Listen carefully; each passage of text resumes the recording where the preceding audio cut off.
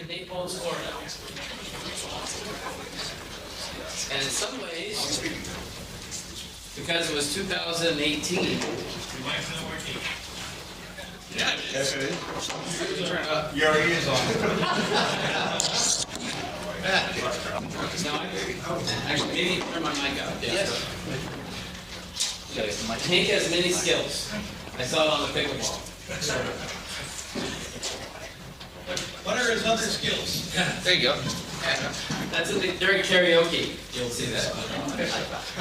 Before I revisit the agenda, I think it's important to understand our roots. So I wanted to go back to Naples. So our Naples event was at Schulich. We had the Collier family. Does anyone know the Collier family? We've seen Collier County, Collier, maybe local.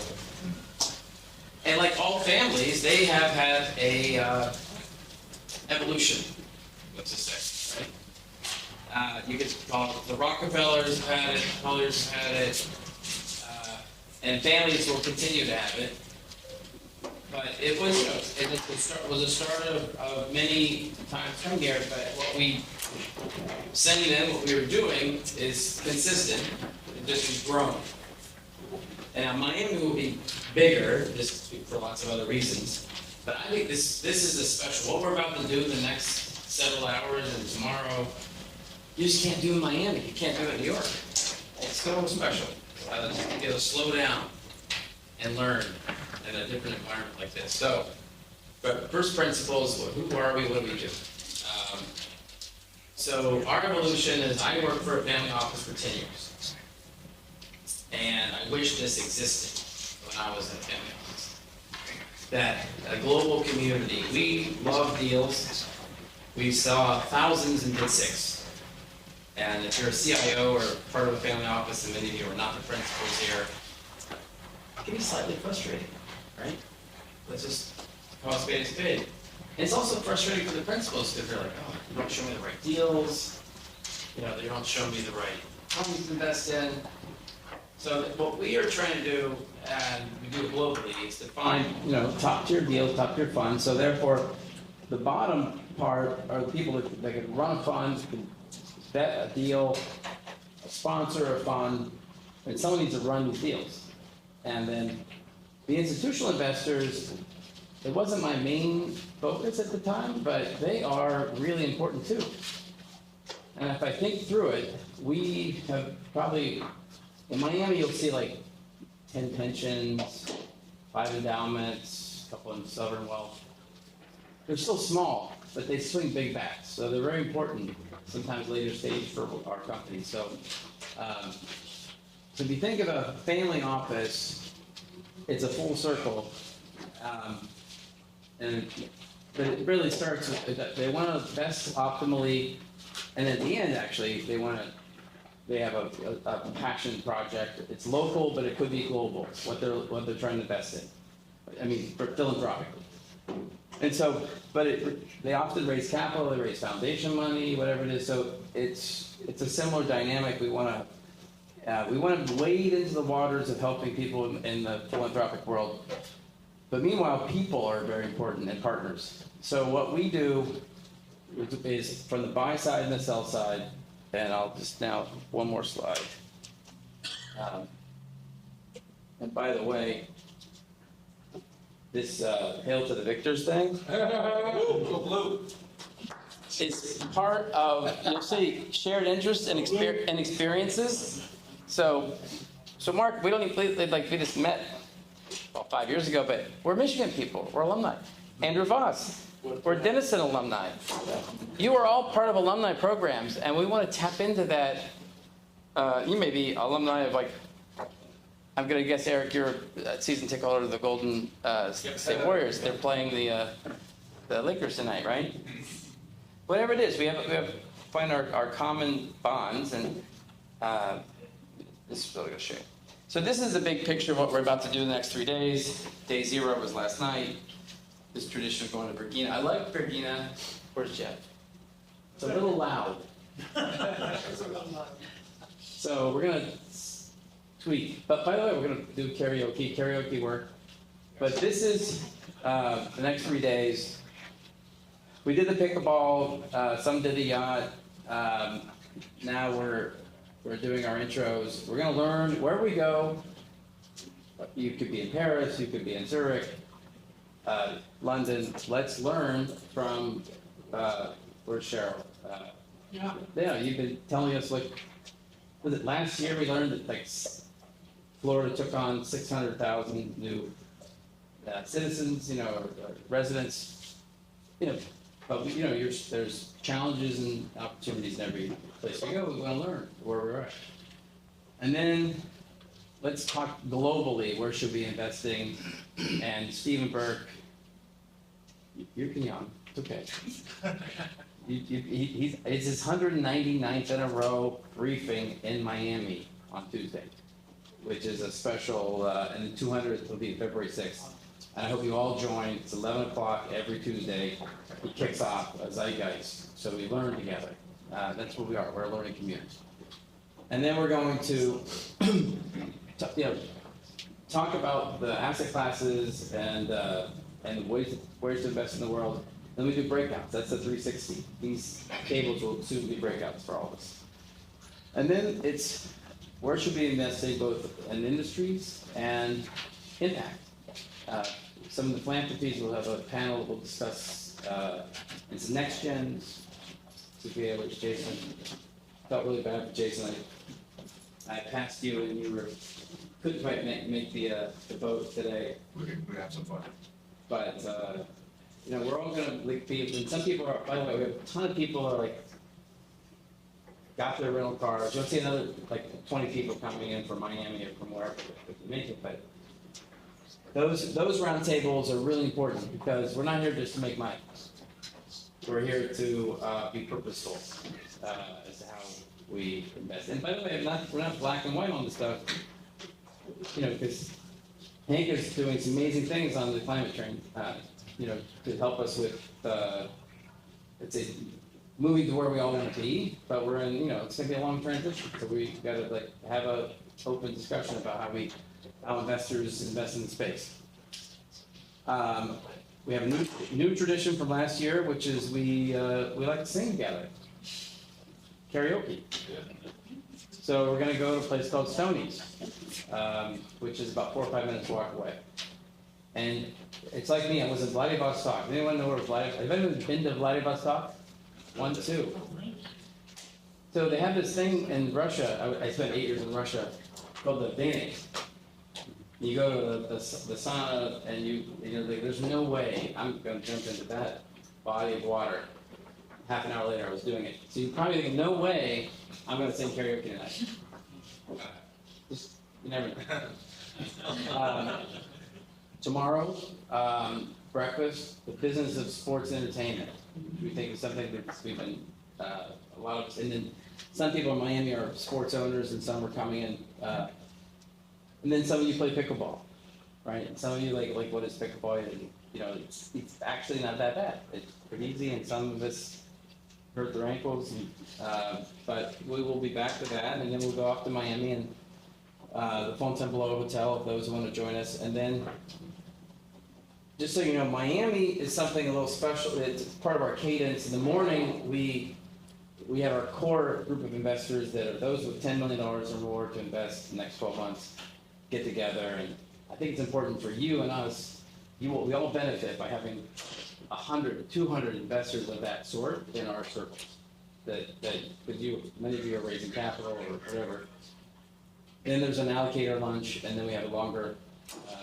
We have great, So some of the speakers, Jim Pallotta, who else? Who's doing a semiconductor con? Yes.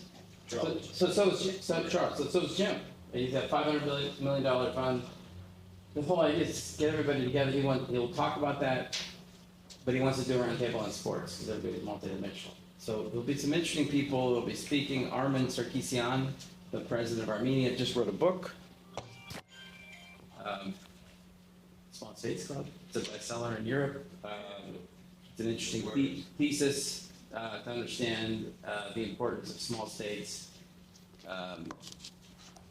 You're going to talk about this, Steve. Where are they? what scares and excites us? We're at war on so many fronts, right?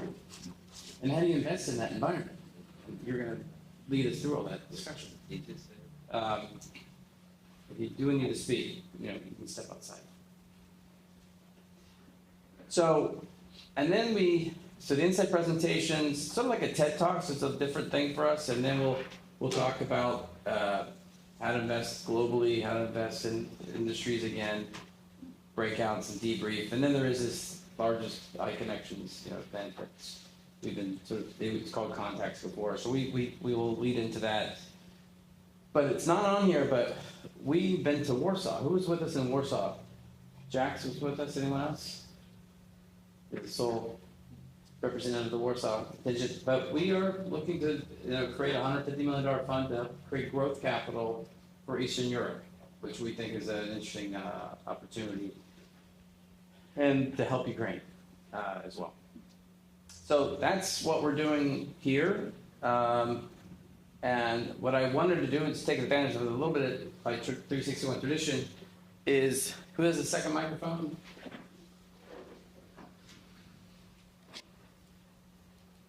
Well, I may have taken all the time, but can we just do this quickly? Because it's so important that everybody can quickly introduce themselves. And by way of name, company, city. You're first. I'm Matt Johns, Honey Hive Capital Partners in Houston, Texas. Keep going.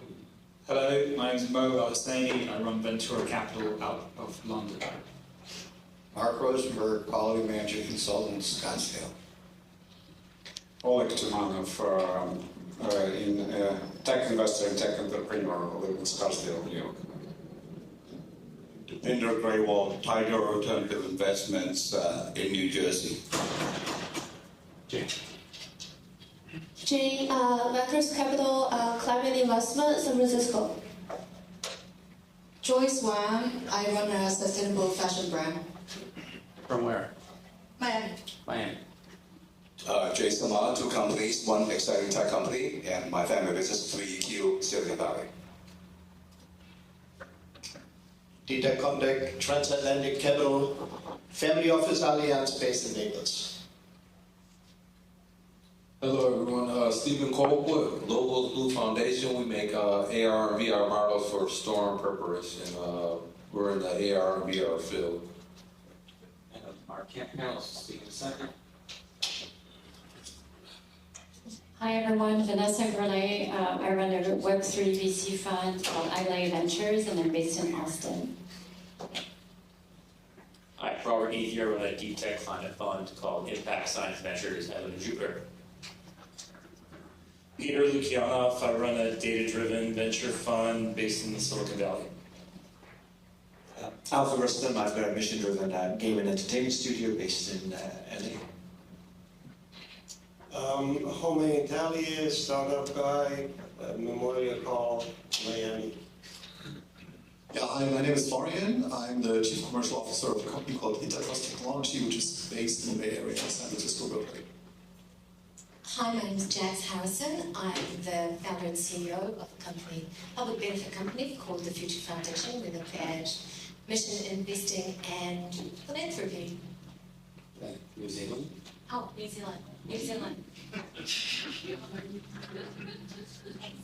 Hank Rogers, Tetris, Blue Planet Energy, working on solving the climate change by fixing the energy storage problem.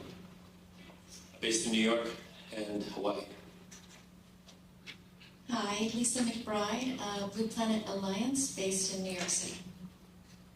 I'm Yimin Ji, transitioning from quantitative investment to broad alternative investment, traveling among Shanghai, Hong Kong, San Francisco, Florida, and Europe. Hi, Charles Beiruthi, Managing Partner at Former Prime, based in Cambridge, Massachusetts. We invest in quantum computing and semiconductors. Jeff Stevens, I live here. Entrepreneur and pickleball junkie. You are that. Well, I'd like some recognition for the distinction of being the only person in the room courteous enough to stand up.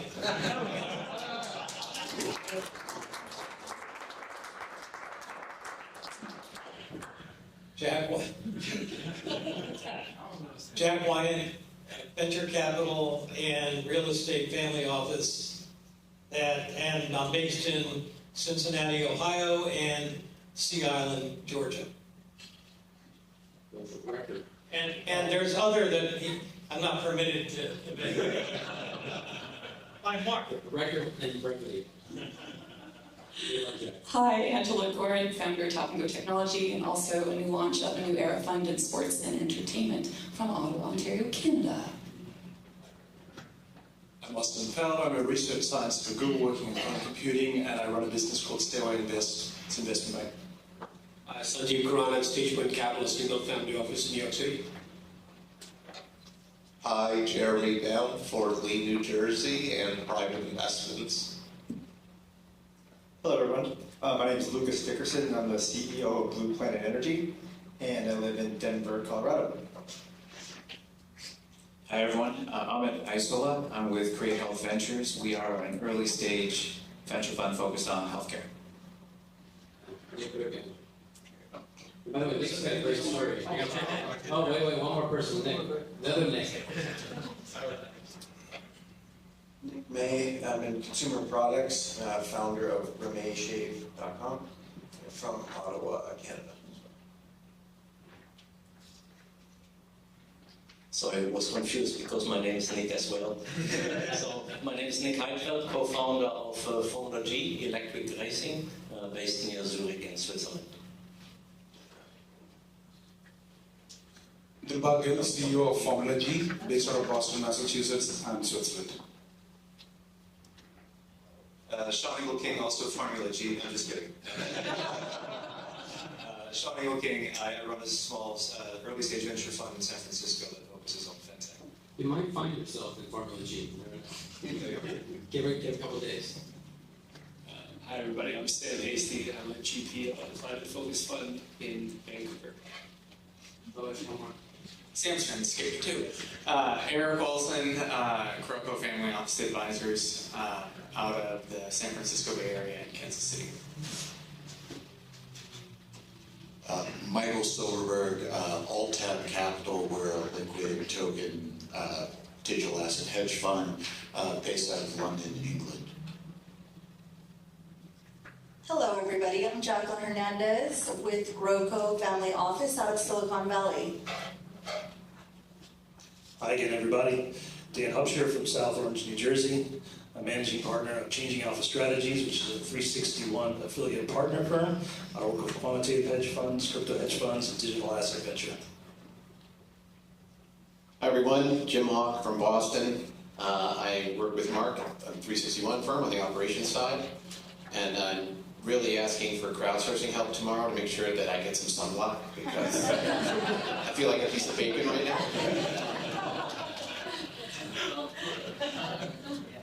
Hello, everyone. Andrew Voss from Charleston, South Carolina, originally New York City area. I'm an independent contractor in the software sales and business development end, and I'm also an investor and an advisor.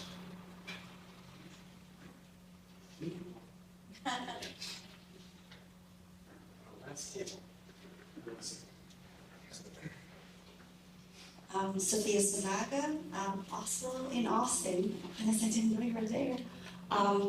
Originally from Brazil, with Intergen.family. I'm working with the qualitative side of family offices and the responsibility or the ability to respond of families to these very pressing and challenging times and opportunities. Hi, I'm Christine Ashmore. I'm a partner with Silver Bear Capital. We're an investment bank. We have an office in New York, also headquartered in Hong Kong. I'm based in Naples and Chicago. Stephen Burke, Eris Investment Partners, Queen City Angels, investor, and also chairman of the board of a travel tech startup for corporate travel that uses AI. And I'm based in New York. You want to come over here and stand up? Oh, So, yeah. by the way, just so you know, the one firm, who remembers like the era of Arthur Anderson? Way before our time. Don't just like put your hand up. Who remembers Arthur Anderson? Extra points. Well, that's the one, we called ourselves one firm, and we really acted as one firm. But I was with Price Waterhouse, sitting in Moscow, I was like, the Italian group would say, are we leading the mandate? Or is the French leading the mandate? Or is the United States leading the mandate? Arthur Anderson didn't talk like that. We were like, who's the client? What's the issue? How do we help? And then we would form, because we were one global P&L. And so we're sort of getting our band back together. We've done that as it's part of what we're building globally. And Michael and I have known each other since 1999. I almost moved to Dusseldorf. And it's been a pleasure getting to know you. And now here we are doing all these things together. Thanks a lot, Mark. Thanks a lot for being here. My name is Mike Spade. I'm the second partner on 361. I'm running the European and the group in GCC. Mark and I are doing together Asia Pacific, and we like to build in the next time more globally oriented strategies and more globally oriented connections with people, with families, and happy to help you all to understand how this can work. All of you have different talents, all you have different ideas, and what we like to do is we like to bring these ideas also to the other part of the world. Sometimes it's a little bit harder, sometimes it's easier, but we have some possibilities to do that. We are traveling a lot, we are doing these types of events everywhere in the world. I'm surprised that we have so many people today here. This is great. And next, what's coming next after Miami and Naples? It's Dubai. We are getting there 17th to 21st of it's not here. It's in 18th, 19th in Dubai. But we extended it also to Abu Dhabi.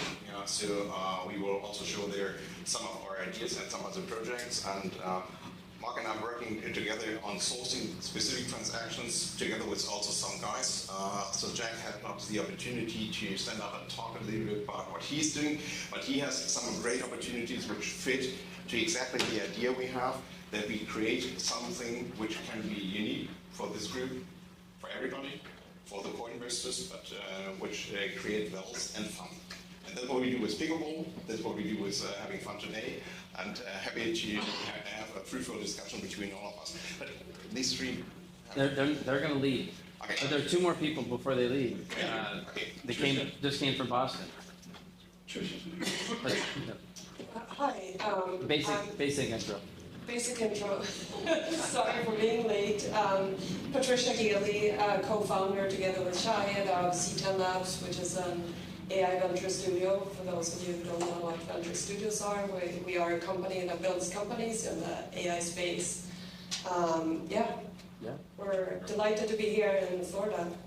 So, Shahid Azim, I've been a serial entrepreneur, and last year we started this AI venture studio out of MIT Media Lab, and in the sort of the tail end of closing our first fund. So it's been an exciting journey. Pleasure to be here. So we're going to move on. Mark, yes, Michael Jack. stood up. Some people may have noticed. Does that mean I have to split my prize with him? We can have my throat. We actually have to run the conference here. So we're in Naples, right? This place is actually, in some ways, kicked off because we were doing a lot of.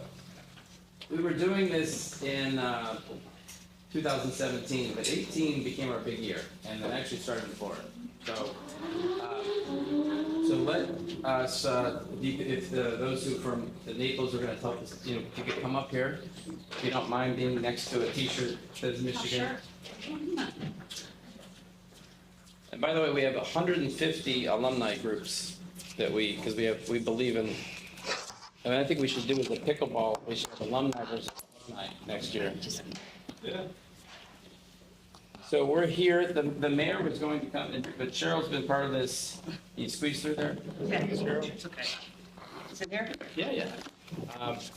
We want to learn, like, what's happening, and then Jeff, where's Jeff? You want to be part of the introduction? Grab the mic. Yeah, grab that. And just introduce everybody. The mayor could not be here today. Does that work? Just press the button. Big mic. Can you hear me now? Yep. Okay, so this is Cheryl Deering. Cheryl runs the developer resource group for John R. Wood. John R. Wood is the preeminent luxury real estate brokerage in Southwest Florida and based out of Naples in particular. And this will be her third among many more to come presentations at the Naples conference. I can stand up. Then in the middle, I would like to introduce Beth Petronoff. Hello. Beth is with the is a council person for the city of Naples. So she's got her finger on the pulse of a lot of the things, the opportunities and the controversies and a lot of the things that are going on in Naples these days. And to her left is Joan Fiore. Joan Fiore. And I met Joan about an hour ago, so I'm blanking here. Joan is a longtime resident of Naples, been here 40 plus years. That's just short of 40. Just short of 40 years. And she is an investor and philanthropist in Naples itself and knows the area very well. And Megan, I'm blanking on your last name. Greer. Megan Greer. Megan is the executive director of the Blue Zones Project, which a lot of us have heard a lot about on the Blue Zones Project Netflix program, and a lot of of the areas are learning about extending life and extending the quality of life through these projects. And Naples is hopefully in the cutting edge of that, which she'll tell you more about. And so there you have it. And so Maybe Beth could. yeah. So what I'll ask Beth, which I sound like Mark now. Just start off by telling us what excites you and what scares you about opportunities that are going on in Naples and events that are taking place. Okay. I don't know if that was a microphone either, but It might be. is it working? Okay. I was asked to speak about what excites me and what I'm worried about in Naples. I've been a city council member for 2 years. It's my first foray into government. I'm from the private sector. I worked at GE Capital for my career, moving all over the place. Put the mic closer. Oh, including Vancouver, BC. So it's I didn't realize you were from Vancouver. One of the things that really excites me about being in Naples, and welcome everybody, by the way, to the most beautiful city in America. It's a little chilly out, so all of us natives have worn sweaters, and you can really tell. But part of it is we are getting an incredible amount of money coming into Naples, and there's an incredible amount of redevelopment that's going on. The hurricane accelerated this pace, and I've heard that there are new builds, the new build construction since Ian, which was a little over a year ago, amounts to 5 years worth of regular construction. That's how much is going on. But the redevelopment is different, and it's going to attract a different demographic. For example, we are seeing along the Gulf side, the high-rise condominiums and the medium and low-rise, a lot of those were destroyed. They were 1,100 square feet. They were $1.5 million. There are 2 bedrooms, 2 baths. Those are being replaced by 1/3 of the number of units, 4,500 square feet, and $17 million. So it is a very different demographic that is going to be buying. I believe that most of these people probably have multiple homes. It will change the character, and it will really decrease the number of population that we have, and we've been pretty flat through the years. We're about 19,000 and change. And so we are going to see that number probably creep down a little bit and just the opposite is happening in the county. We're a very thin, the city of Naples is very thin slice of by the coast. And then you have Collier County, and they're growing, I think, at a 6% clip. By 2030, I think we're at 300 or almost 400,000. They're going to be going to 450,000 by 2030, so it's big. The median income is about $123,000, doubling since 2000. Home values are $1 million. They tripled since 2000. So everything is really on the rise, and that's pretty exciting. But it's also a little bit of a red flag in that. We just completed a Collier County community assessment, and the #1 issue in town is affordability. And I know in the city we've had a lot of people accept jobs. They come down here and they end up resigning. They say we just can't afford to live here. And I'm sure that I heard a lot of Silicon Valley in here. Vancouver's battling with the same issue. Most of these large towns is affordability, and we are really concerned about it. It is the #1 concern. The second is overdevelopment, and this is it's a beautiful place. It really is beautiful, and everyone wants to move here. And we have had, we've got a very low tax environment, very conservative values in Collier County, one of the most conservative, I think, counties in Florida. We're unlike what you see in the news. We actually embrace our police. They're probably the most popular HOA guests. I've never lived in a place like this before. They're like the rock stars of Naples, and they're constantly fed by groups of residents, etc. But we were just named U.S. World and News Report safest city in the United States. So there's a lot of positives in Naples that are attracting younger families. But then they get down here and it's like, where exactly do you live? Let's see. We have, other things that are positive about this are we have a great deal of philanthropy in our city. We're an older group of people. The average age is 67 years old in the city of Naples. It's 51 in Collier County, and we have grown grayer over the last few years. So we're not the spring chickens. What's the average in Florida in general? The average, it's 42. Okay, yeah, I know it's younger, so I guess it's 42. So it's we are, a lot of us came from big jobs that retired down here, and we're ready for the next chapter in life. So you will see a lot of investing clubs here. You will see every year we get a magazine that's like a Vogue magazine, full of, every page is a different philanthropy. I swear half of our city runs on donations, and it's a very engaged city. I have lived in 22 places, and this is the most engaged city I have ever lived in. Literally, people come to city council meetings and they're long, and they can be not the most exciting things. They will come to every single one, or they'll watch them on TV, or they'll knock at your front door and tell you what you have, what they didn't like about what you said on camera. So it's an engaged audience that is looking to use their minds and their dollars toward good and toward investing. Some of the things I'm very worried about is we have an unstable but stabilizing slowly insurance market.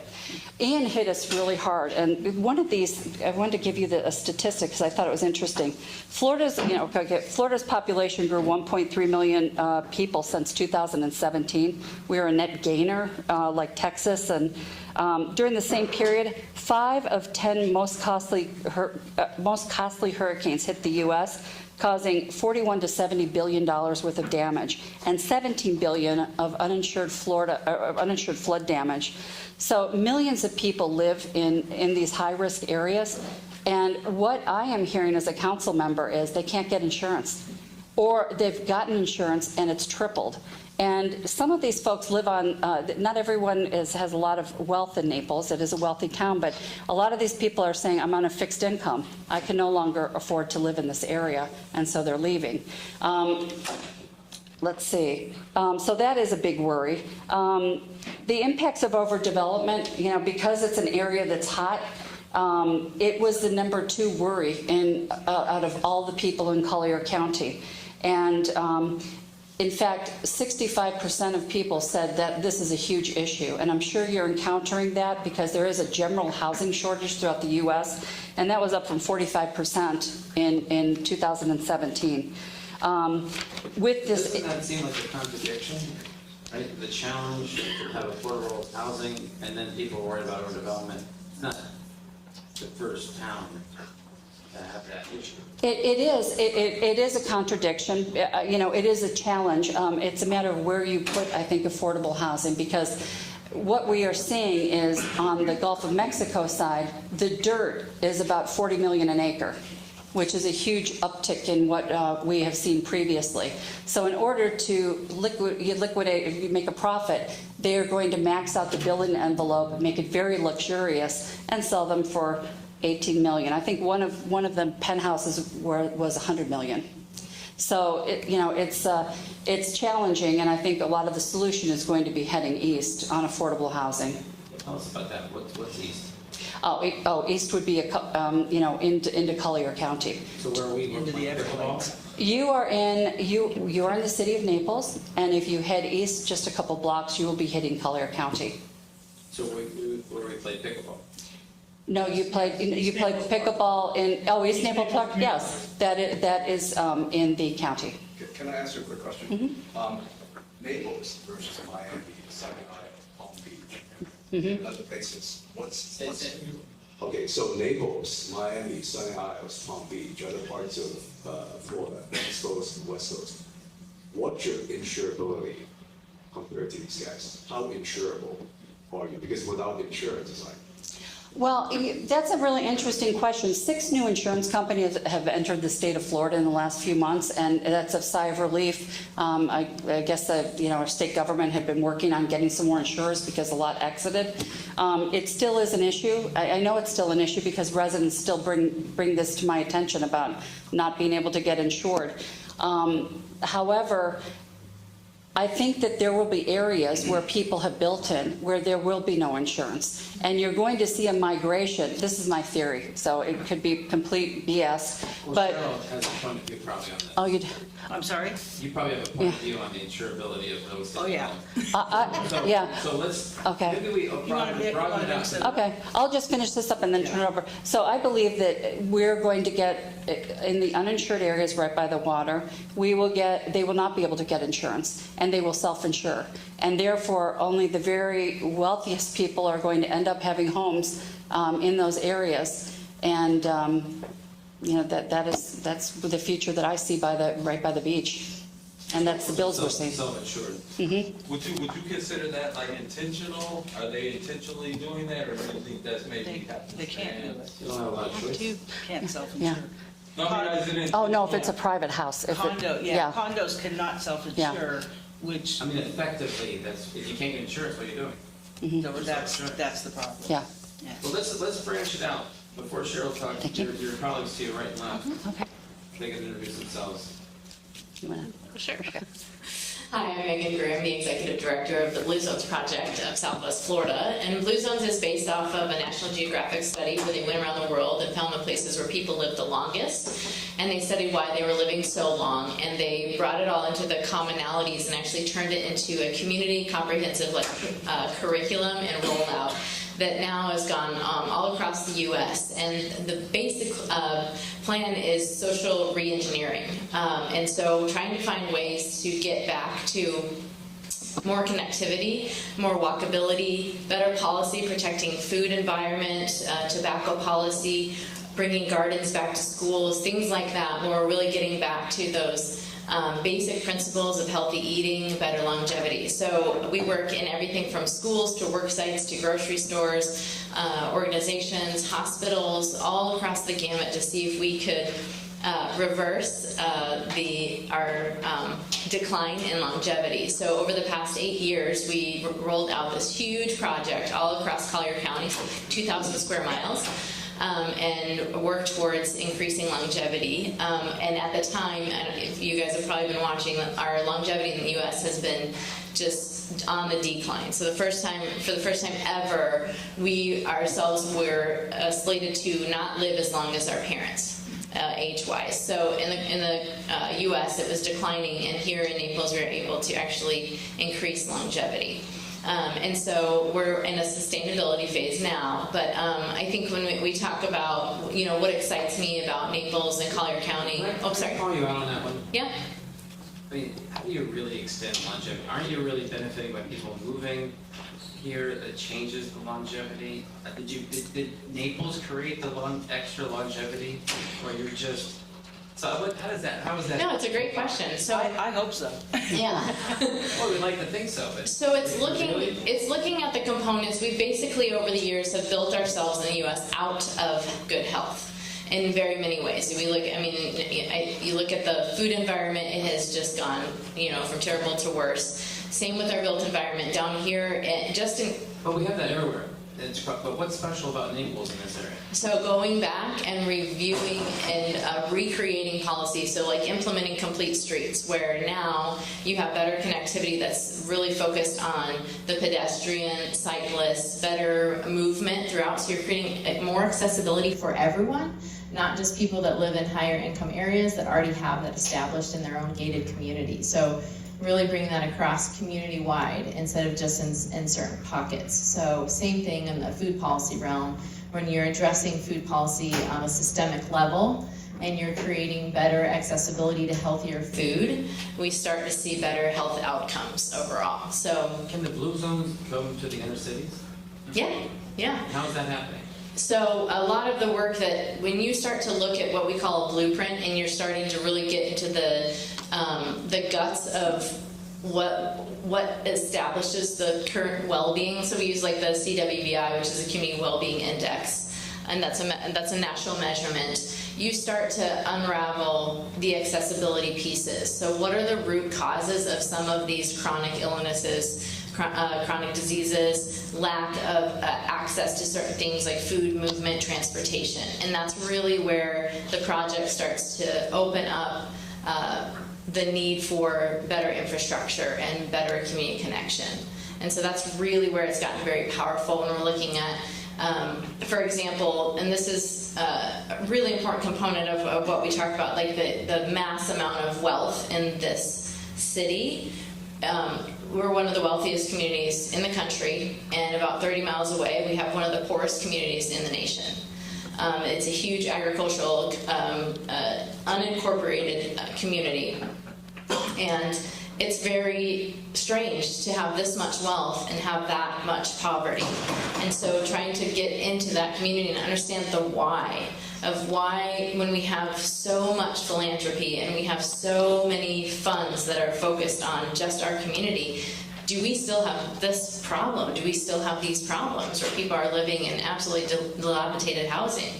Why is that still existing? And so it's exposing a lot of that systemic structurality of our community on a higher level. Just a quick question. What percentage of the population in Naples that owns property in Naples is actually uses that as their primary residence versus as a secondary residence? 40%, 40 to 60. Yeah, and so what we're really talking about is our density, right? So when you have a tear down of a 2-2 and then you put up a 4,000 square foot home, we're just knocking density opportunity out left and right. So we're just pushing people out more and more and more, and that's really the crux of our issue.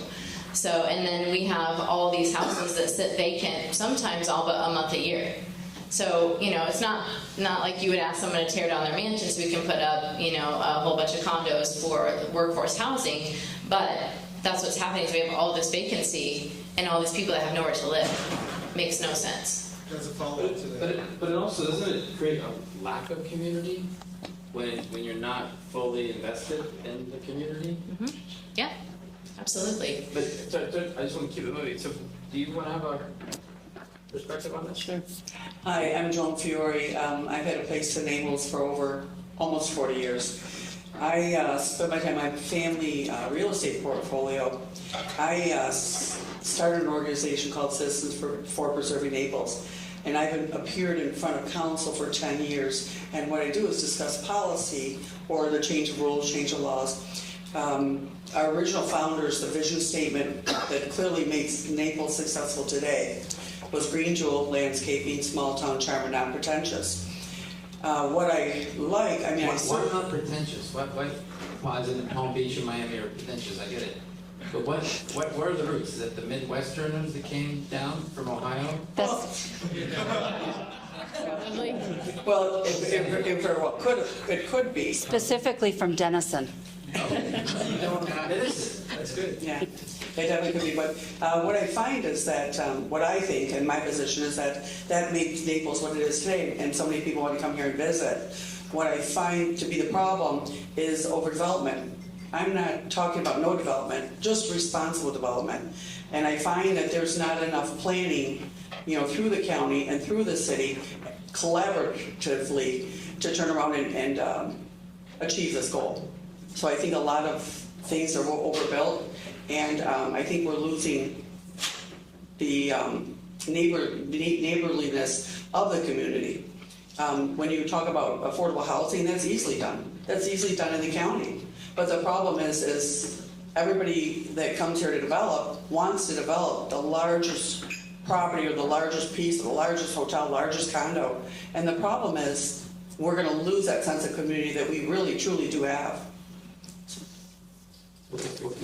So Cheryl, I guess you're part of all this discussion. Remind everybody what your perspective on this. Well, I run the new construction division for John R. Woods, so I have a more of a developer mentality, although we do the sales and marketing for those individual communities as well, the individual parcels as well. As far as overdevelopment goes, it's already done. There's really no more land left, especially not in the city and very little in the county. When you talk about going out east is the Everglades. You can't put affordable housing in the Everglades. They would drown and be eaten.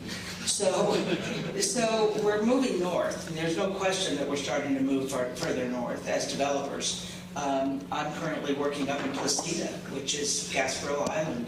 It's an hour and 40 minutes from here. So Sarasota is moving south. Naples is moving north. The Punta Gorda Airport is one of the really nicest little airports because they service all of the bee markets. So they have direct routes to, Grand Rapids. It's great for this community for this entire Southwest Florida perspective, because those people are the people that really built Naples up, was really the Midwesterners more so than Northeast. I used to Why don't you talk live about Fort Myers? Pardon me? You don't talk about Sarasota. You skip Fort Myers? No, I'm not skipping Fort Myers, but yeah, Fort Myers has been there even longer than Naples. I mean, that was developed by Edison and Ford. That was their playground from New Jersey to here in the turn of the century. So Fort Myers has a lot of development, but it also has a lot of plight. I'm currently representing the Marriott Residence Program. Marriott Residences, it's a $184 million project in North Fort Myers. But nobody ever went to North Fort Myers before. They were Naples and Fort Myers, but they wouldn't go quite that far. The amount of increase in the pricing in that market used to hover around $300,000, $400,000. It never really did anything much. We're coming out at $900,000 to $1.3 million on the water. That's still real affordable. If you try to do that in Naples, you're sitting at Naples Beach Hotel, $52 million, $40 million for a condo. So there's a lot of opportunity between here and Sarasota, but pretty much it's pushed the envelope into Charlotte County. And Marco Island? Marco Island is pretty done also. I mean, Marco Island hasn't had a new condominium built in 12 years. So there's really a few lots here and there, and now we're all starting to see the tear downs. Ian helped us with tear downs in the city of Naples. unfortunately. But the real concern that a lot of us have as developers and realtors is we're location, and we are out of labor. There is no labor. Public schools, public-private? The schools are, I don't have children here, but from what I understand from my friends, they're some of the finest schools in the country are here. They've made a real effort to improve those schools when in the 90s we couldn't even get a new doctor out of the school. They wouldn't move here because there was no way for them to raise a young family. That's changed a great deal. Yes, sir. I know when you're dealing in physical infrastructure, sometimes you plan in decades. And you've seen this huge influx of residents that continues to come. But I wonder how y'all are thinking about the other shoe dropping, right? Like we've talked about insurance becoming prohibitive, right? You're seeing more extreme weather events. Ian is a great example. And so as you think about sort of the medium term here, I'd love to hear if any of y'all have spent any time thinking about planning for when you might start to see population declines as a result of all these things that make things challenging out here. I don't think you'll see a population decline in my lifetime here. I was one of the people that said pricing can't keep doing this. Yeah. People can't keep doing this. Yeah. And we've got price increases that are 40% higher this year than last year. But the two major items here that will slow all of this down is lack of labor.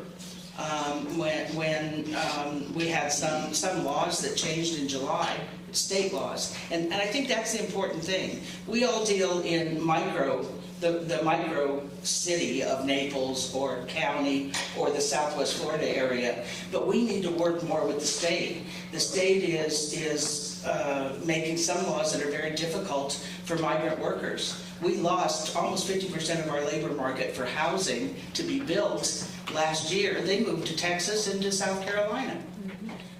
And they just literally walked off the jobs over a weekend. So that's really severe. Insurance, oh my God. We hear on the national news that insurance is going up 30%. I had one condominium that went from $107,000 to $550,000. Now, somebody that owns a $2 million condo can probably take that assessment. But when you have another condo development at $600,000 to go from $400 a month to $900 a month, they can't, it's not the same customer. They can't do that. And if they can't, then the laws have to change for the state of Florida to make sure these insurance companies can come in and do what they need to do. We were down to 2 insurance companies in January. They just started to come back into town that could handle the risk of a $40 or $50 million replacement cost. What do you think is the biggest opportunity that's being missed by people either here in Naples or coming in from the outside? The biggest miss. Missed in what regard? Just, there's obviously some holes here, some good points. Were they need investment, or we could invest? Could developers come in and do something? Obviously, we're talking about affordable housing as being a possibility, but the space isn't available for it, but maybe there is a space that could be made available. I don't know. Is there some kind of opportunity that exists there that's not being seen or I guess, acted on at this point? I have one opinion. I always do, sorry. I watched 60 Minutes 2 weeks ago and heard about, I think it was 60 million square feet of empty office space in New York City. I was in New York for 10 years before I came here. They're starting to convert to apartments. We have strip centers here that are empty. And if the county and city will work with us, with developers, we're happy to take out pieces of, Jeff and I talked about this 3 years ago during COVID. We could take out pieces of those strip centers and build condos there that are 3 stories. I'm not talking about high rises. But you can turn those commercial pieces into mixed use. Is council amenable to that idea? We are amenable to that idea. Yeah, I think Kathleen Pasadoma, one of our, the Speaker of the House for Florida, is from Naples, and I think she finally came out with it. But I haven't seen it done yet, but I would imagine that would be a huge opportunity. Yes, sir. Just one follow-up to that point. Would those condos be for rent, or would those condos be for purchase? They could be either way, but it would be nice if they were somewhat affordable. And when I say affordable, I'm not talking about $100,000 places. I have a development right now that's 54 units, $400,000. We tried to bring it out at 280. We couldn't. Now, so now we're, instead of affordable, we're targeting for essential workers. They have a little bit level of higher income, and we're getting nurses and firefighters, and they're within 4 minutes of the hospital. We had nurses that quit here because they had to live in Cape Coral and drive an hour and 45 minutes. They gave back signing bonuses and left town because they couldn't afford to live in Naples or anywhere close. I mean, I think the Southwest Florida builders could learn something from when you look at Austin. I lived in Austin. I always had my home here. They built totally different technology and housing. Not tiny houses, what some people try to do here because they're blowing away within Category 5, but other form of housing. And when you look at what Tesla is building, the city, Google is building, Apple is building around in Austin, we can learn a lot. I live in Cape Coral. Cape Coral now is turning because, from my point of view, stupid government. They want to be the next Naples. 20,000 owners in Cape Coral are Germans. So they bring a ton of money coming to you. We'll be shrinking. We will get so many Europeans down here with cash. They're buying cash because when you have cash, you don't need insurance. Only when you have a mortgage. So there's so much coming in here in South Except one thing that I did say earlier, the state of Florida has a law, or I'm sorry, the division of condominiums. You cannot self-insure if you wanted to on a condo. And that's a problem. On condos, not single family. But also the biggest reinsurance company of the world is Munich Re. It's a German company. And the stupid insurance here are not working with Munich Re. They would help us here. But they don't talk to them. So we will disruptive insurance company. Oscar is one started by Germans in New York, coming down. They start with healthcare. You see other one has started in Tampa. And they will disrupt our old stupid insurance companies, which too much overhead, too much expensive, crazy to operate. This is where I don't want to sing Kumbaya, but everybody better start working together. That's my thing. That could be interesting. We have the next Deutsche Bank person. I was just going to throw in two other things. Is looking at ADUs. We have a lot of land in the county where people are on like 3 to 6 acres, and for the, if we would open up some opportunity to have, alternative units on your lot, that could open up a lot of housing for a lot of different individuals. And then also encouraging, what we've seen working the fastest is corporations that are getting involved in being a part of the solution. So when you're looking at big companies like Marriott and things like that that are trying to solve this problem for their own employees, they can move faster. And sometimes we just sit and we wait on government, and it's not fair, and there's also not the money there. And by the time they get there, we've seen all over the place, a study that showed this was going to cost, whatever 2 years ago has now quadrupled, and the money's not there. So that project's not going to start anyway. So it's really getting that social responsibility from the corporate level coming in as well. Another question? Last one? Yeah, I think it's maybe a decent last question. So this might actually be... We'll judge that. Yeah, looks like it. So and maybe this is a bit more for my own sort of selfish interest, but it's my first time in Naples. The development where we are currently sitting right now, if I think about everything that everybody said today, does this meet the balance that I think a lot of you are talking about? Is this dense enough? Is this walkable enough?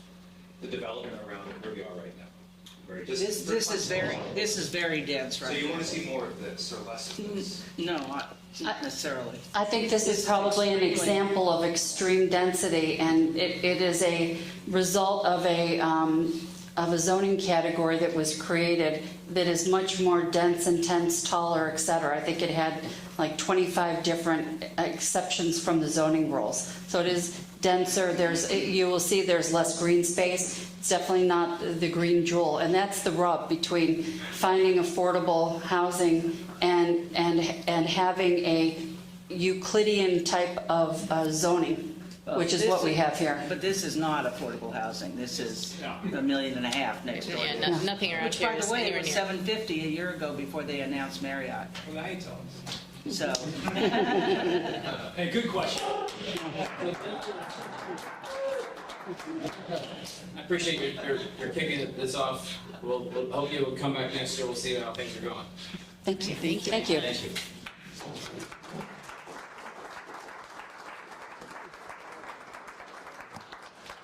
All right, so we zoomed in on local.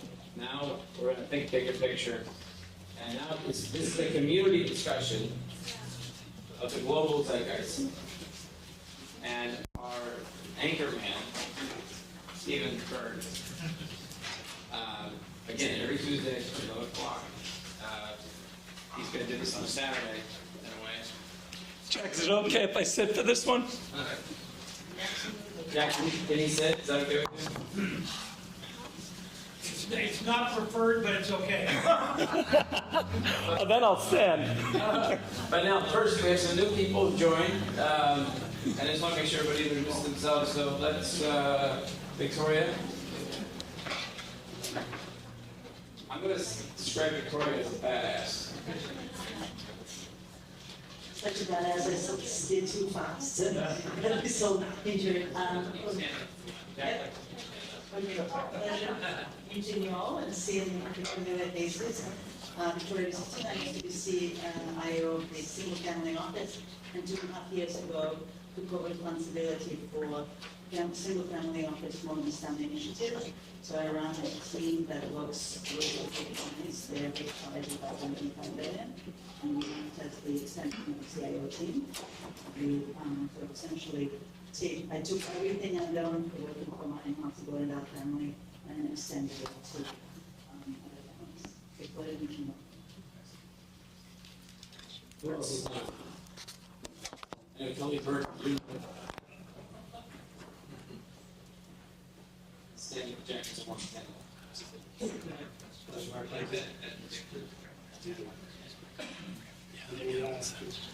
Surrogate University of Michigan. Safe suburb of Detroit is Windsor. And so I went to the University of Windsor, last the national championship team, getting myself built it, as well as the Fat Five. So I work for a single family office in Toronto, part of the Canadian contingent down here in Naples. Never had an excuse to go to Toronto in January. Come down here and hang out.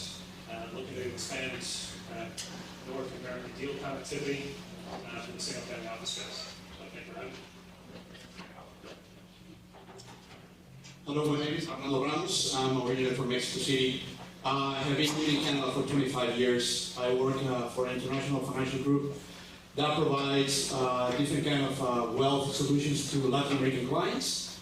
My job is to serve ultra high net worth Latin American families to diversify their assets around the world. So I'm always looking for different ways to help them. Well, Hank, I want you to talk, but you've been here already. Yeah. Blue wave going here, but I lived in Seattle for years, so I wish that the Huskies would have won. So there.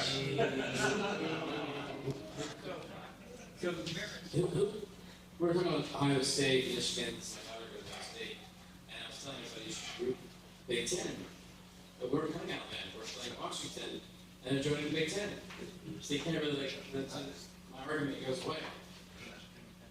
You know, we'll see how the new football championship sports.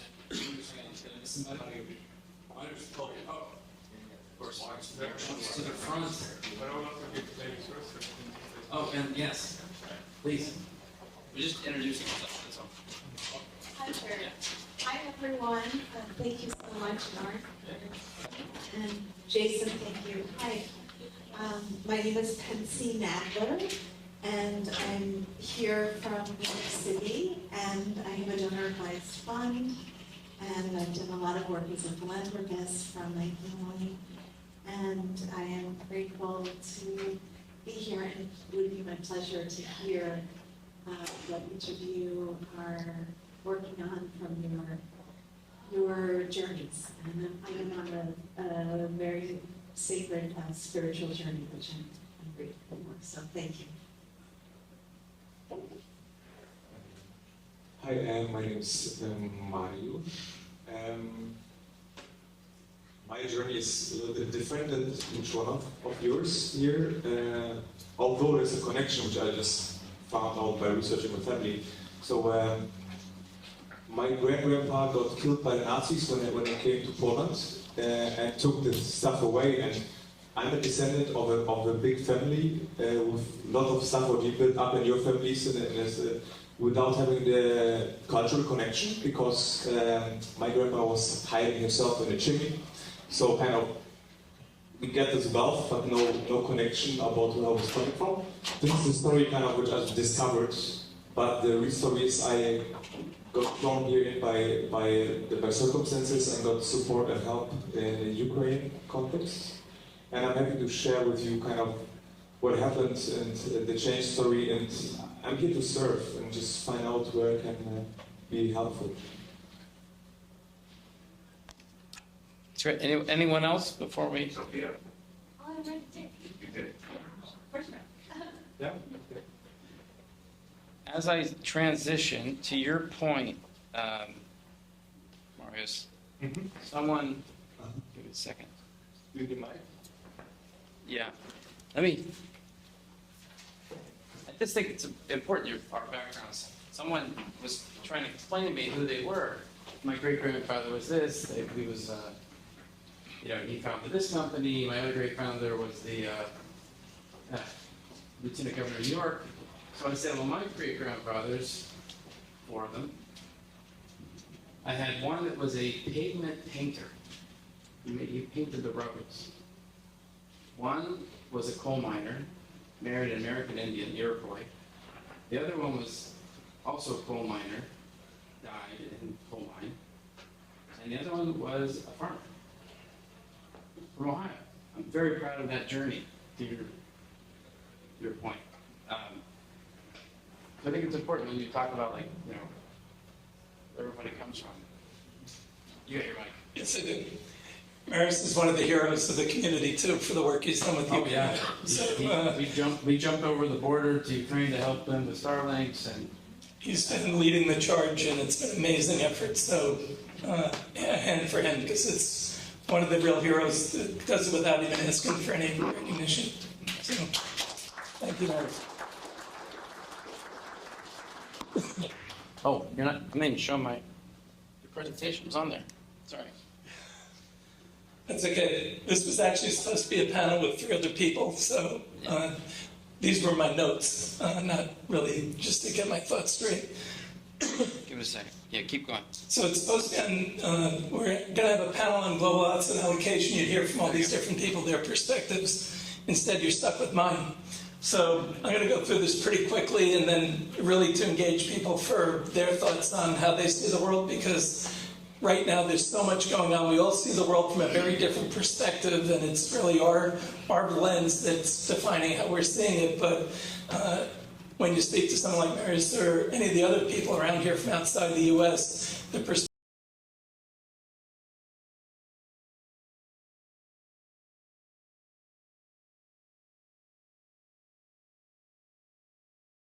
inflation is trending towards the Fed's goal and other central banks' goal around the world. It spiked up quickly, it came back down pretty quickly, but the battle's not done yet. Rates, both inflation and interest rates, are at reasonable levels for investors today, although it doesn't feel like it when you went from 0 to 5%. Everyone loved the 0 and we were all geniuses then, but now we have to actually earn our money. And at 5%, that is a normal environment that we can work in. It just is uncomfortable making that transition, but they are at reasonable levels, and maybe whether they come down or go up a little bit from here or not is less important than the adjustment process that we're going through. And it's been pretty painful for a lot of us. The markets haven't performed the way anyone thought. Coming into last year, everyone thought it was going to be a bad year after the year before. It turned out to exceed most people's expectations. But we're in one of those environments where things don't work the way you think they're going to. So if you're focused on the short term, you're going to get tripped up. But if you focus on a little bit further out, you can actually make better investment decisions. I think when you think about interest rates and inflation, we're at a level now, plus or minus, that you can live with, and you should be investing thinking that this is around where we're going to be. Corporate earnings are rising, but the haves and have-nots in corporations on their balance sheets is pretty significant. You're seeing that in the day-to-day moves in the underlying stocks in the market, but not on the macro level for the S&P. The VIX is at almost a record low. It's around 12, 13 right now. It should be, given the volatility we thought overall, much higher. But if you look at just the earnings from the last couple of days and how the stocks have responded, mega cap companies losing 9, 11% in a day is not the way what we grew up with. So it's a very unusual environment. We think that's going to continue. But if you step back, corporate earnings continue to move up. And they're going to continue to rise because the global economy is going to continue to get bigger and the U.S. is going to continue to grow. It's really finding the opportunities inside there that are going to matter. When we think about where you want to invest around the globe, yes, we run a primarily U.S.-oriented fund, but we still think the U.S. is the best economy of the leading economies. There might be one or two small economies that are doing better percentage-wise, but in terms of contribution and where you can invest safely, independently, we think the U.S. is still the best place. I think the struggles of China are well documented. I think they're taking steps to address them, whether it's on the property side, the debt side, or overall confidence. But I think the problems that they've created over the past 10 years are going to be with us for another for a while longer from an economic perspective. From some of their structural issues, they'll be with them for generations. We're running out of the population decline, as we talked about last week, is pretty heavy there. Just remind people where China's population is going. Yeah, it's projected by the Shanghai Academy of Social Sciences that by 2100, you could see the population drop to 525 million people in China. Their working age population could drop from 800 million right now to about 250 million people. And they're not alone. You're seeing that in Japan already. You're seeing it in other countries as well. The birth rates are declining, so that'll help the density problem down here. But it's not going to solve any of the real problems that we have existing today. I think Europe has some additional challenges that they're going through aside from war at home. They have an energy crisis that they're dealing through. They got ahead of the clean energy transition, but I would argue that they got too far ahead of it because they weren't ready for the transitional period. You can't wish a transition, you have to plan a transition. I think they're on the wrong end of that. At the same time, their domestic policies are struggling to generate positive growth because they were, I think, caught off bounds by the U.S. aggressiveness, the U.S. fiscal policy stimulus over the last couple of years, and that's actually attracted a lot of capital to the U.S. and sucked a lot of it out of the rest of the world. That's part of the reason why we're continuing to do so well. I think there are going to continue to be beneficiaries. You see it in India, Mexico, Vietnam. But I saw this quote as I was preparing for Tuesday's presentation, and it's an old African proverb that when elephants fight, the ground gets hurt. And I think when the leading nations are fighting the way they are today, particularly the U.S. and China, Russia and Iran against the West, I think when you're seeing that kind of a fight, it's not those countries that get hurt any more than it's all the people in the Gaza Strip. There's the Palestinians that are getting decimated by what's going on there, that are just trying to live their days out. So I think there's a lot of problems out there that are going to continue to see challenges where people are going to continue to get hurt. But I also think at the same time we're in a very unusual environment where we're about to see one of the greatest innovation phases of our history take off. And I was looking at a statistic, if I can pull this up. It was pretty fascinating in talking about AI and the advances coming. And there was a Goldman report put out recently that they're projecting like 7% GDP growth just because of generative AI. Everyone's worried about the loss of jobs. What's the source of that? I'm sorry. It was a Goldman report that they're citing a study by an economist, David Potter. And in the study, he said that 60% of the workers today are employed in occupations that did not exist in 1940, implying that over 80% of employment growth over the last 80 years is explained by technology-driven creation of new positions. So while everyone's worried about what happens with AI and how it changes our lives, just go back in time. We've been through this before. It'll be painful if you're on the wrong end of it, but for the macro level, it's going to be a positive thing as we move forward. But it's happening at a quantum pace. That is the issue. It's that's what's going to really mess people up and create a lot of social strains. And it's going to create bigger social strains because the governments are not really on top of their game when it comes to thinking ahead beyond the election cycle. So I think that's one of the challenges. Mark, we go to the next slide. Stephen, one quick question. 7% of GDP growth total. What's not over a year, but over how many? No, it's actually going to, over a period of time, will lead to, I think, a pretty significant level of GDP, but then it compounds. So I don't have the exact timing for the Goldman report, but the compounding of growth, as you see it coming through, is massive, and I think that's going to be a big change. But listen, transitions are always painful. Somebody benefits and somebody gets hurt. You got to be on the right side of them, and not everyone is going to be. And we need policies that are going to help support the transition. So to that point, Palantir CEO in Davos said that U.S. is just going to kill the world. The AI-driven economics for corporate America and a certain amount of companies that have and have-nots. So it's not just America, but it's certain companies that have the AI that are going to be driving that GDP. Yeah. So, It's very exciting because China's got so much data, right? While in America, we actually have an absolute competitive advantage. It's very exciting. We just have to make sure we keep it if you want to keep the leadership position and not have the world go in a way that we probably... We're going to talk about that later in the emerging industries panel.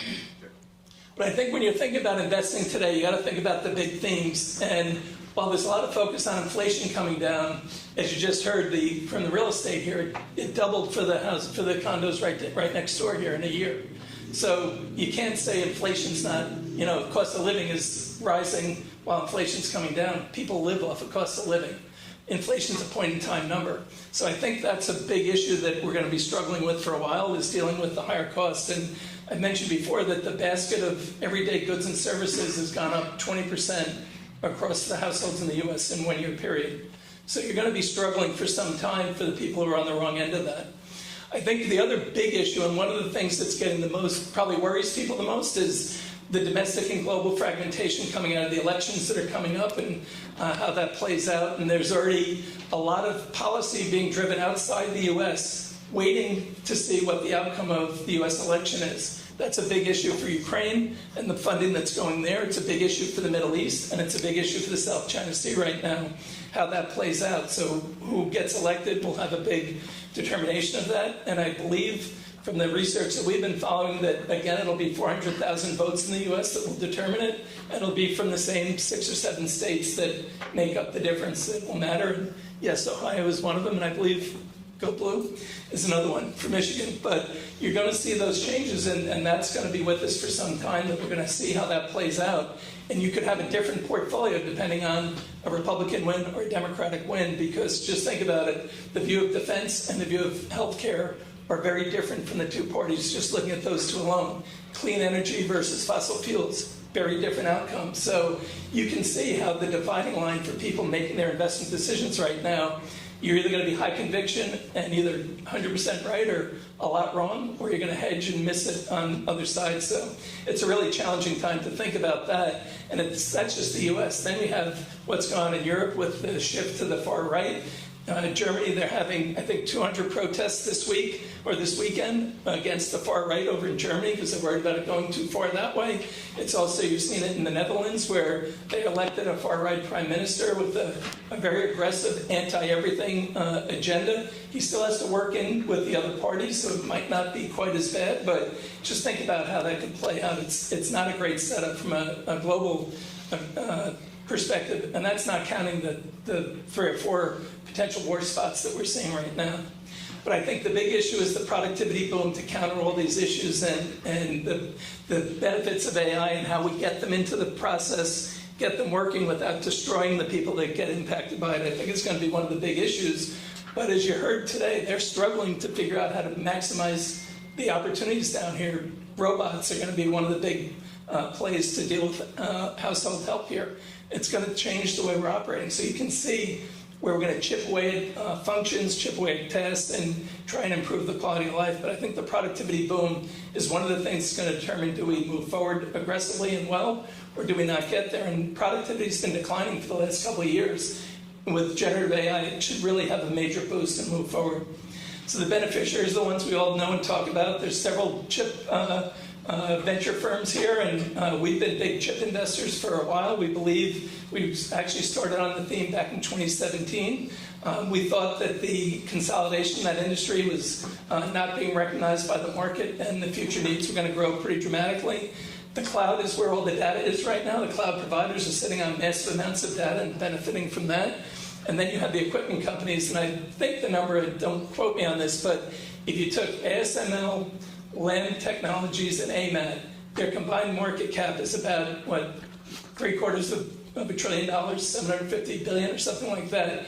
You cannot produce chips of scale in the world with dependability without those three companies. So just think of how challenging we are right now. Not that we're not creating new inventions, and the chip guys are going to say we have a new solution for that, and I get you, the graphene and all the other stuff that's coming. I understand and respect that. But for right now, to deliver today, you're going to need those three companies, and they should be anchors of almost any global portfolio, in my view.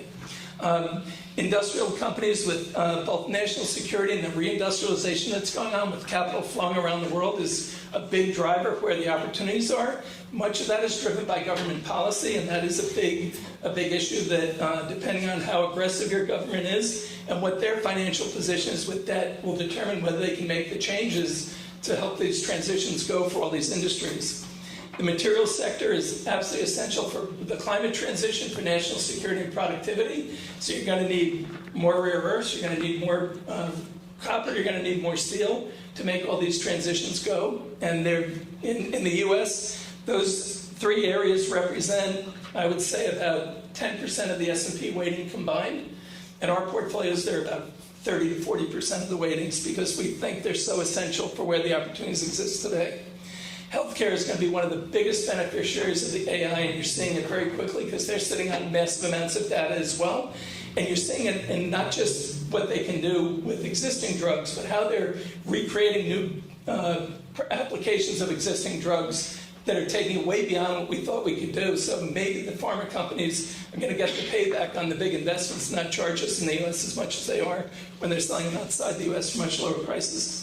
I think the energy and the fossil fuel transition, you got to be on both sides of the renewable and fossil play because we're not getting there as fast as we need to. And a lot of the policies are actually working in counter to some of the desires of moving off more quickly. And then lastly, I would say quality dividend pairs. When you think we're going to be in a low growth, fairly low return environment for some time, that if you can get to 4%, 3% on your dividends, you don't need much growth to get a healthy return in your portfolio at a time where if the company's got a good balance sheet, you don't have to worry about their debt issues and you can really sleep well at night. So balancing these off is the way we think you should be thinking about the world today, but reasonable people can disagree. So we'll open it up for discussion more.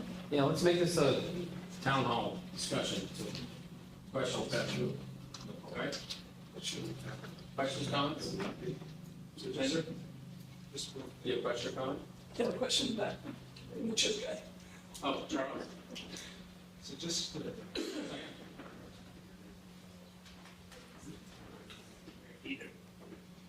So it's interesting, you pointed out, obviously, you're specialized in chips, but you mentioned how it's going to start impacting every one of these industries. The key barrier for AI, which I think many have been looking at, is how to understand what the processing capacity of many of those technologies is. In other words, more data, more processing capacity, right? And so, from my perspective, one of the things that we've seen across, especially when we talk about national security, every one of those industries is going to now be in some way impacted by some kind of national security law. So I'm not sure how many of you are familiar with Prosperity 7, which is one of Saudi Aramco's venture capital funds. But they were just ordered by CFIUS a couple of months ago to divest one of their investment out of Rain AI. So Rain AI, as some of you know, is owned by Sam Altman, one of his companies. They were on the board, they were doing a whole bunch of stuff.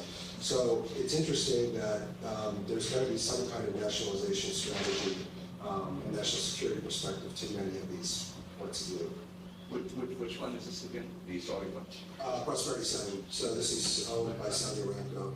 I'm sorry, say it again. Prosperity 7. Yeah. So they're one of their venture capital funds. I think they just got another 2 or 3 billion from Aramco directly, and that goes their sole LP. So yeah, so we're seeing a lot of the nationalization, especially around the CHIPS Act. We're going to talk about some of this again. We're doing it. Peter? Well, I was just going to add actually what Charles said. The other thing I've heard on the chip side is, for example, the U.S. government is really cutting back on U.S. investors investing in Chinese chip companies. Correct. And a lot of investors are starting to think about, like, well, to what extent are we truly going to be having sort of the freedom to operate versus having to be under the government? Well, I mean, I think, so on that point, the government is going to be looking at investing $50 billion a year just on research and development in the chips area. They are also going to be looking at manufacturing as part of that, but most of it has already been allocated from the manufacturing side. So Intel, NVIDIA, TSMC, all of these guys have already gone through that. And then we're probably going to see another $25 billion in credit line for foreign companies like ASML, for example, to start scaling in the U.S. exclusively on national security grounds. So the whole deal with Huawei's chip that they just put out with the 7nm chip for their phones, with the 5G capability, that was stolen from ASML. So the idea here is now, how do we protect that capability from being broadcast to foreign actors? You also pointed out the labor issue that is really a focus of why the Taiwan Semi and some of the other plants in Arizona and Dallas are not getting built as quickly as possible. So we're struggling with getting the labor in to do the job too. So it's going to take longer to do a lot of this than everyone would like. So you have a question back, Jason. Just a quick comment. So we can either be afraid or we can invest in it, right? So what we've done for the last 2 years, we found the two funds. One is focusing on metals and mining, bigger than Orion even. And there's private equity play, and there's a senior secured lending play, and that is the one that is much more attractive than private credit. So that's kind of SOFR plus 1,000 plus the warrants. So we'll load up on that. And then there's the two cybersecurity funds that are very large in scale, and you need to be large in scale to be able to work together with development. You should work with us. Be part of the portfolio. So we have also existing two minerals. One in oil and gas secondaries. We have Hank's company, which is on the accelerating the transition. And then definitely coming out. What was your impression of COP28? I know you're going to talk later, but I think this whole energy transition discussion. I think there's an enlightenment that we all have to work together, including Saudi Arabia. Yeah. So COP28 is in Dubai. The next one's in Azerbaijan, and so both of those COPs are being run by the president of oil companies. It's like having the Fox, sort of figure out how we should do and what we should do in the house.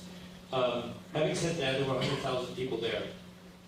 So I mean, there's a lot of people that are on the side of let's get this done, let's get this done. So yeah, I never count on what's going on in the room to really make the progress that we need to see in the world. But I mean, look at what's the best progress we ever made was the Paris Agreement, which didn't go far enough, and nobody's on track for even that. So my theory of change is that we can't wait for the United Nations or all the countries to get together to figure this out. We have to figure this out. We, the people. It's got to be the United People, not the United Nations. And so that puts the responsibility back on us. And there's ways of doing it on the nonprofit side, which is where I'm at. But then the for-profit side, we all have some responsibility of where we deploy our money. You're on the for-profit side too. I'm on the for-profit side, but I'm not a big player, not yet. Not yet. We're going to help you. Okay, well, thank you. That's wonderful. That's wonderful. We're a B Corp, and we are going to make a difference. I'm a big believer. I don't want to create another problem by coming up with a solution which causes an environmental issue going forward. So we're always looking for a cleaner, better solution. I'm in the energy storage business. It's the key to intermittent renewable energy. We need lots and lots and lots of it to make. The test case was Hawaii. We basically deployed so much solar in Hawaii that the electric company said no more. And the answer to getting past that is storage, and this is going to not just happen in Hawaii. This is going to happen everywhere where we have a significant penetration of renewables. We're responsible for up to 36% now in Hawaii. So we're moving in the right direction, but we're facing these roadblocks. Storage is a serious roadblock that we need to get past. Mark, there was a comment from one of the papers I was reading that suggested that Trump's potential return to office weighed on COP's meeting this year. It was part of the reason why they were not as aggressive on putting forth more change, because they thought the U.S. would not be supportive of it if Trump won the election next year. So it's an ongoing issue of politics and science working together to get done what we need done. So I just want, I've been in renewable since 1982. There is a misunderstanding here that really it's the oil companies that are just pushing the oil on us. Is really the solution of energy is a multifaceted.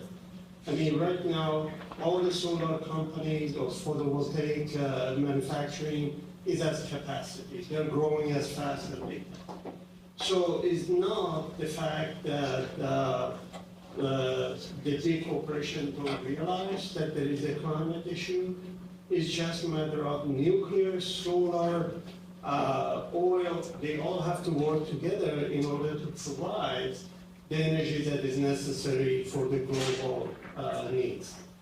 On the case of AI, so there is a misunderstanding that AI is a new technology. AI technology has been in place since 1948. So really there is no technology in AI. Today the companies that are blending AI in their current product the most effective way are going to be the winners. You will see hundreds of AI companies popping up and the price of CPUs and GPUs to drop significantly because there is no technology, there is no barrier. So, just want to make I want the MIT folks to talk about that in a second. But go ahead, Florian first.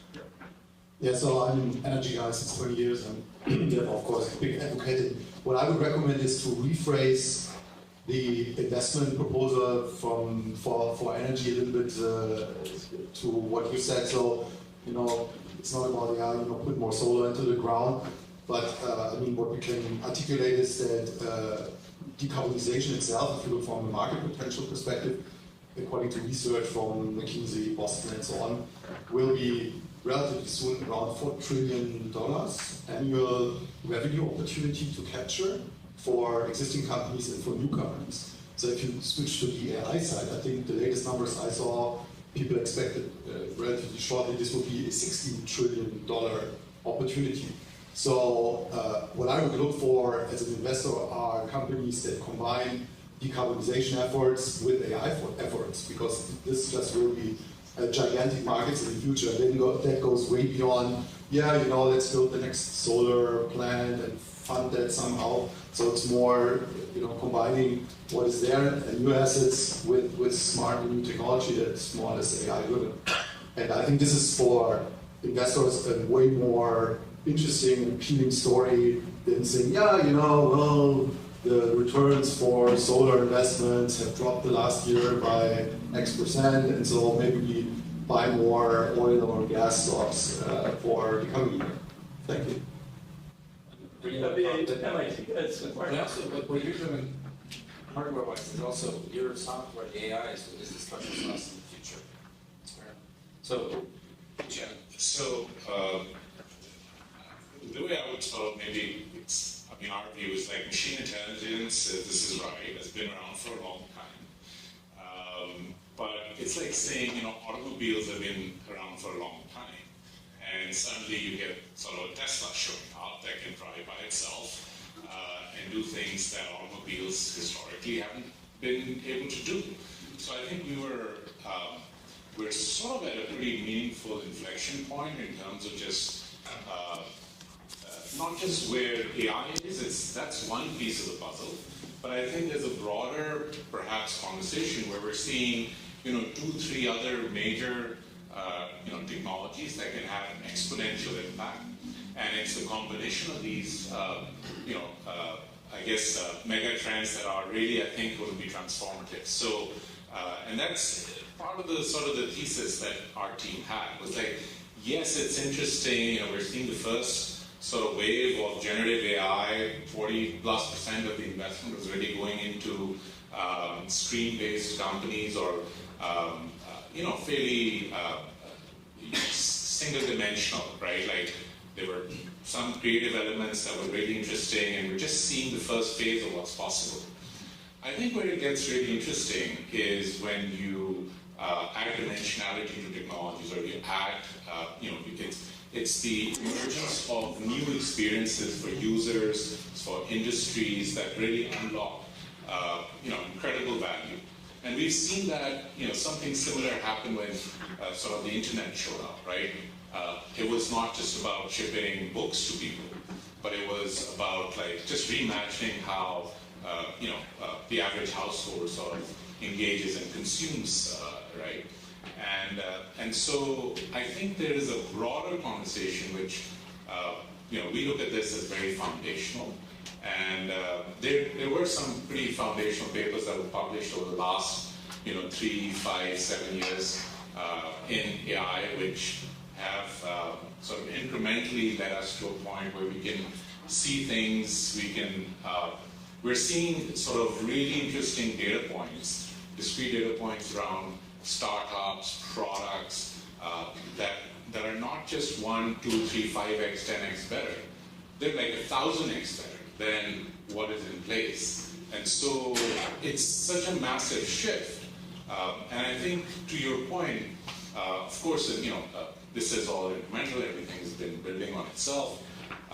But it's also a little bit of convergence of a lot of these platforms across sectors and really unlocking fundamentally new capabilities. So I think that frontier is kind of where people get, there's a little bit of, there's definitely an unknown in terms of, there's a fear factor and there's sort of a hope of this emerging future, abundance. There are a lot of thought leaders out there that talk about both sides of the coin.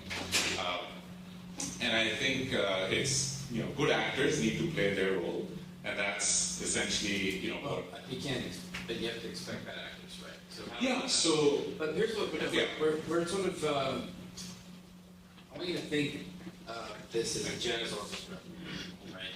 You're all musicians here, and we're off schedule. But we're actually on schedule, because we want to have breakouts, but we're making sort of a town hall breakout.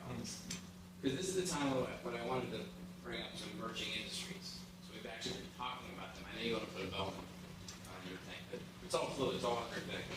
So I would like, I'll let you give your closing comment. It's never a closing comment, it's always just continued fluidity. But I would like for Mo to come up, and maybe if you choose among yourselves, I would like to have this AI, and I know we're going to talk about Miami, the whole quantum thing. I think it's coming up. I think it'd be good for you to join. And Hank, you're already scheduled to sort of come up here. So make your way as he's going to make a comment. The people I just pulled out, come up and take a seat. If I've forgotten anybody, I'll figure it out.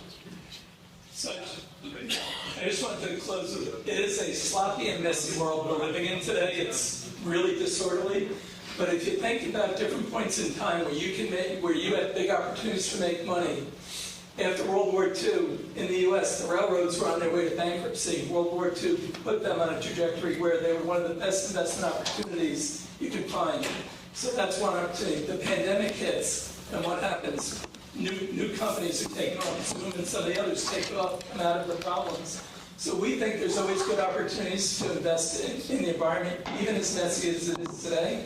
And I would argue that in the countries that I talked about, like China and Germany, that I was pretty negative on how their economies are doing, big opportunities exist in venture in China and some of the areas that their governments told you to invest in.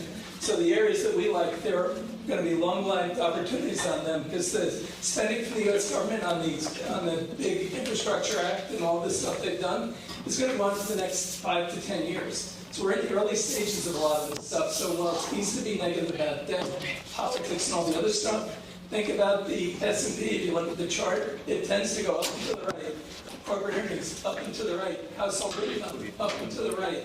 So there's a lot of things to be positive about. And as these guys will tell you, the new stuff coming, the innovation is why you really should be positive about what lies ahead of us. Think about there's places to make money even when it's really dark. So that's the thing I'd leave you with. Thank you.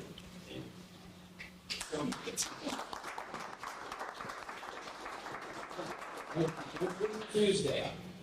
Did anyone know who Cal Ripken is? He never missed a game, right?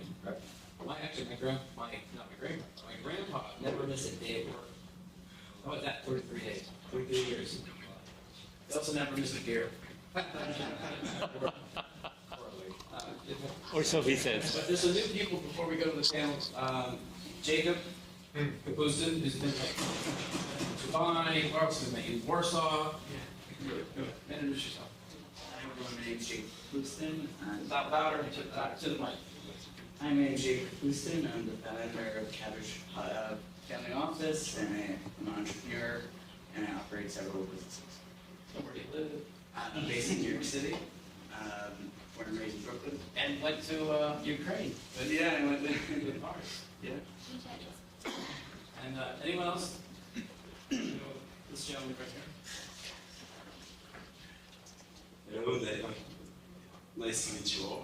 It's actually my first time in Naples and into this event, so thank you, Mark, for having me. I like the quality of the panel and the discussion with people are having. I'm quite passionate, and it's interesting to me. So I'm a director in MC Square, which is a small family, not a family office, but more of we provide advisory and connections to fund managers when we go into the European market. So we are specialized into the European market. We built a platform that's now around 10 million of assets under management. And since 6 months ago, now I'm in the Chicago for our first US office. So this is part of the reason why I'm here, because I'm also covering the whole US for now. And yeah, as Kelly behind me, it's always a good excuse to have Chicago engineer. That's my turn. Thank you. All right, so Michael. Oh, actually, you're actually on that. Please. Yes. Then I'll let you kick off the chat. All right, push yourself. Come join our 361 firm community of investors and thought leaders. We have a lot of events created by the community as we collaborate on investments and philanthropic interests. Join us.